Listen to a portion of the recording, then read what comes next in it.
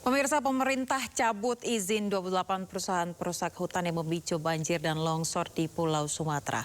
Menteri SDM Bahlil Lahadalia menegaskan pencabutan izin sudah melalui kajian mendalam Satgas Penertiban Kawasan Hutan.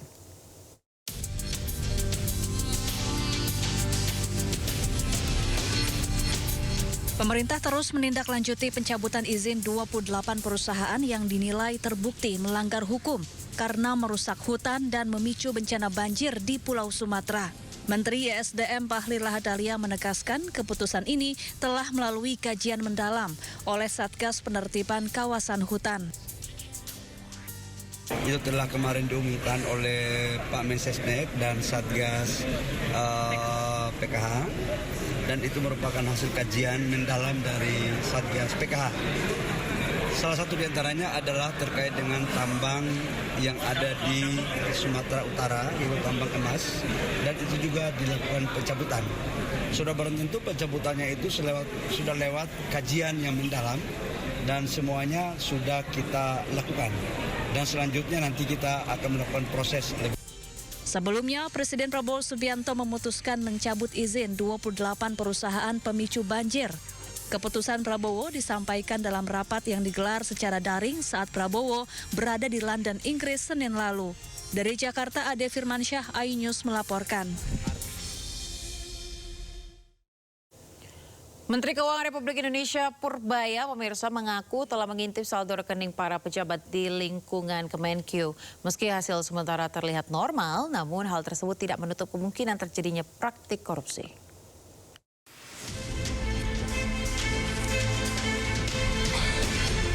Menteri Keuangan RI Purbaya Yudisadewa ungkap bisa mengakses informasi rekening para pejabat eselon 1 hingga 3 di Kementerian Keuangan.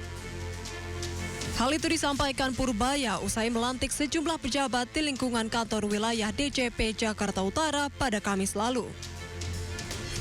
Diketahui pemeriksaan rekening dilakukan sebagai upaya pengawasan serta patokan untuk menentukan rotasi jabatan. Selain itu, pengecekan rekening tabungan ini dilakukan di luar laporan harta kekayaan penyelenggara negara yang telah dilaporkan sendiri oleh para pejabat Kementerian Keuangan ke Komisi Pemberantasan Korupsi. Saya punya akses untuk pejabat saya, semuanya. Tapi yang saya periksa sampai eselon 3, karena yang mau naikkan yang itu nanti kalau yang di bawah menaik, kita lihat lagi. Tapi sebagian besar eselon 1 juga saya lihat, jago-jago mereka, flat aja uangnya. Di luar LHKPN juga kita lihat masuk akal apa enggak, terus bandingkan dengan uangnya yang di bank dari tahun ke tahun kayak gimana. Jadi nggak bisa sembunyi lagi pejabat-pejabat kami dari scrutiny apa? Pengawasan kita ya. Menurut hasil pengamatan Purbaya, sejauh ini ia tidak melihat adanya peningkatan drastis saldo rekening para pejabat Kementerian Keuangan khususnya dari pajak. Meski demikian, Purbaya pastikan akan lakukan pengawasan ketat hingga celah-celah yang dimanfaatkan oknum dapat terdeteksi. Dari Jakarta, Tim Liputan iNews melaporkan. Ex-Menpora Dito Aryo Tejo diperiksa KPK, pemirsa, sebagai saksi kasus korupsi kuota haji. Dito ditanya oleh penyidik seputar dirinya saat kunjungan kerja ke Arab Saudi pada 2023 lalu.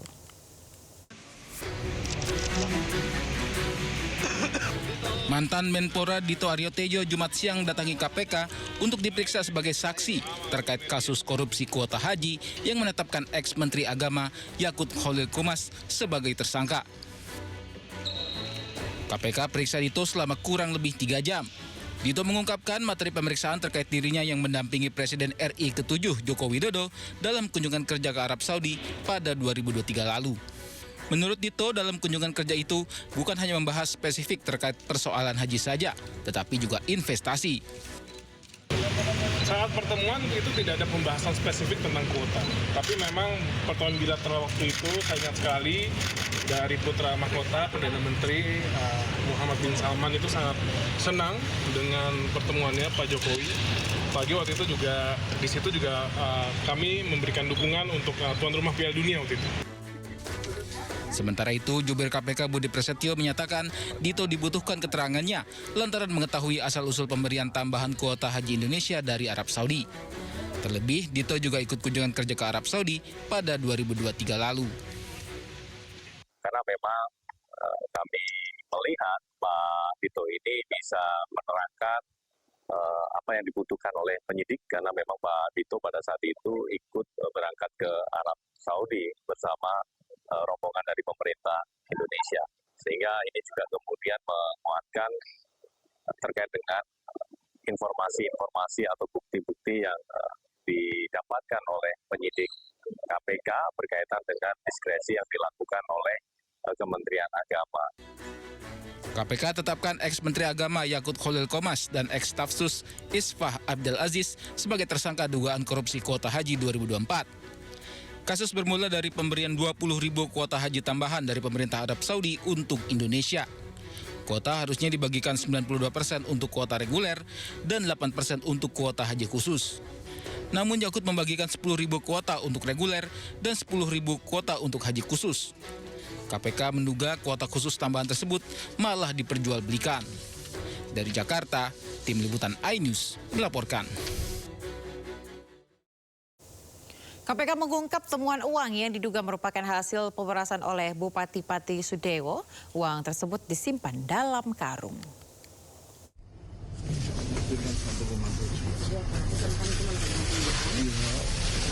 Ini taruh di depan dulu.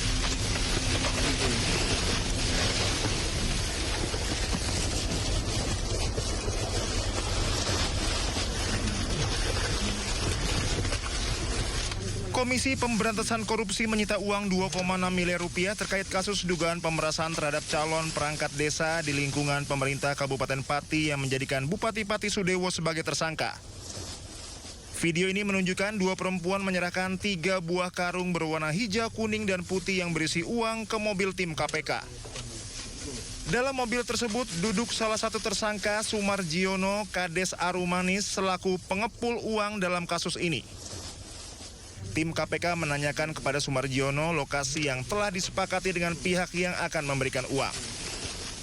Sumarjiono yang telah ditangkap menyampaikan informasi lokasi, lalu bersama dengan tim KPK, Sumarjiono menerima uang dari 2 orang tersebut. PLT Deputi Penindakan dan Eksekusi KPK Asep Guntur Rahayu memastikan barang-barang tersebut adalah bagian dari alat bukti dalam perkara yang menjerat Sudewo. Jadi uang ini kan dikumpulin dari beberapa orang itu berangkat. Dimasukin karung. Mungkin tadi kan ada karung warna hijau itu. Masukin karung, dibawa gitu karungnya gitu. Kayak bawa apa ya? Beras gitu Pak, ular ya. Bawa karungnya gitu. Itu ada videonya. Mas Jubir yang punya, nanti minta Mas Jubir. Jadi bawa karung gitu. Ini Pak dari si Anu gitu, berapa gitu. Gitu. Karena mungkin mau dibawa gini kan ini susah gitu ya. Kan uangnya mungkin di sana itu uangnya itu kan tadi kelihatan ada yang 50 ribuan gitu kan, ada yang berapa gitu, pecahan begitu. Itu tadi kelihatan rapi itu karena di depan rekan-rekan saya sudah di packing ulang gitu ini. Ya sebetulnya kalau mau di aslinya itu ya dari karung itu, dibawa karung gitu. Dan udah tidak ada udang iketannya, ada yang pakai karet, ada yang ini gitu, seperti itu. Gitu. Jadi mungkin itu untuk alat untuk membawa saja gitu, membawa uang gitu, seperti itu, jadi dikarungin. Sebelumnya KPK menyita uang 2,6 miliar rupiah terkait kasus dugaan pemerasan terhadap calon perangkat desa di lingkungan pemerintah Kabupaten Pati. Uang 2,6 miliar rupiah yang disita KPK bersumber dari para tersangka, yaitu Bupati Pati Sudewo bersama 3 orang lainnya, yaitu Kades Karangrowo Abdul Suyono, Kades Arumanis Sumarjiono, dan Kades Sukorukun Karjan. Tim Liputan iNews melaporkan. Ya, sebelumnya pemirsa, Sudewo terjerat OTT KPK di wilayah Kudus, Jawa Tengah. Ia ditangkap diduga karena terlibat praktek jual beli jabatan perangkat desa.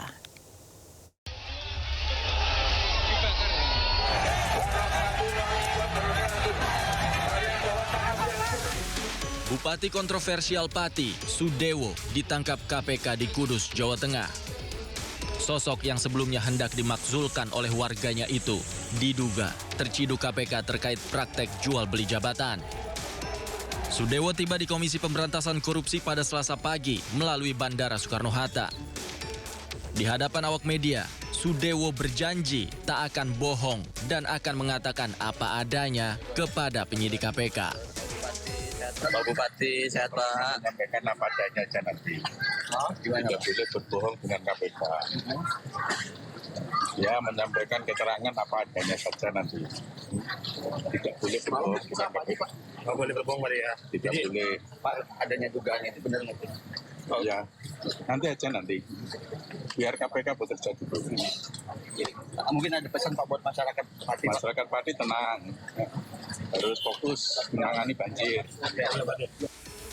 Setibanya di gedung KPK, Sudewo tak banyak bicara. Ia langsung digelandang masuk ke ruang pemeriksaan dengan pengawalan ketat. Bersama Sudewo, ada 15 orang lainnya yang juga diamankan oleh KPK. Selain perkara jual beli jabatan perangkat desa, Sudewo juga dijerat dengan kasus korupsi proyek kereta api. Tim Liputan iNews melaporkan. Pemirsa, tim penyidik Komisi Pemberantasan Korupsi menggeledah rumah pribadi Wali Kota Madiun Maidi tersangka kasus korupsi gratifikasi fee proyek dan CSR Rabu malam. Dari penggeledahan, KPK menyita sejumlah barang dan disimpan dalam koper.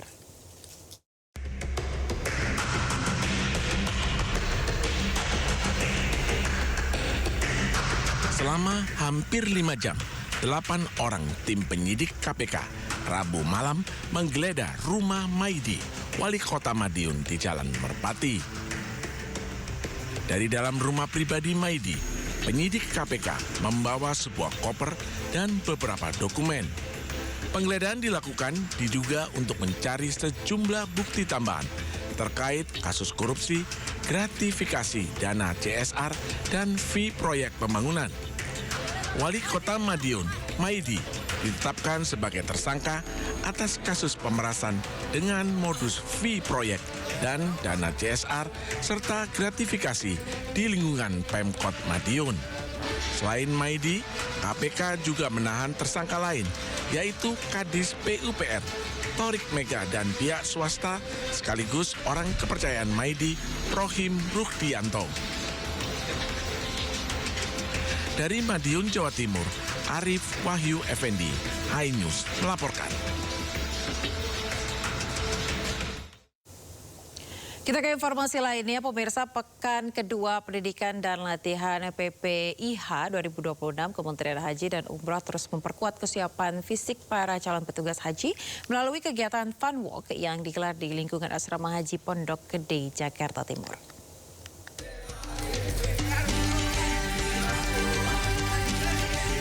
Untuk meningkatkan fisik para calon petugas haji 2026, Wakil Menteri Haji dan Umroh mengajak ribuan peserta diklat PPIH Arab Saudi untuk mengikuti Fun Walk 7,5 km. Kegiatan Fun Walk ini meningkat dari pekan sebelumnya yang menempuh jarak 5 km.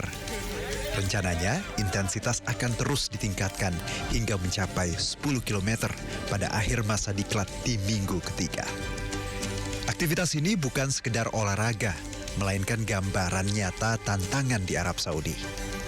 Karena 90% prosesi ibadah haji merupakan ibadah fisik, sehingga kesiapan raga menjadi syarat mutlak yang tidak bisa ditawar.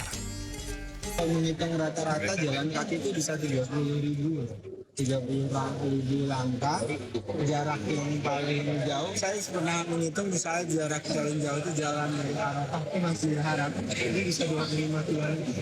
Artinya pelan-pelan dilatih 20 hari ini dan ada 3 bulan ke depan sambil dilatih.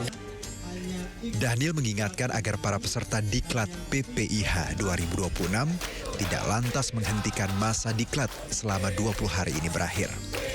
Apalagi petugas nantinya akan mengurus lansia, perempuan, dan jemaah dengan latar belakang dan kondisi fisik yang beragam.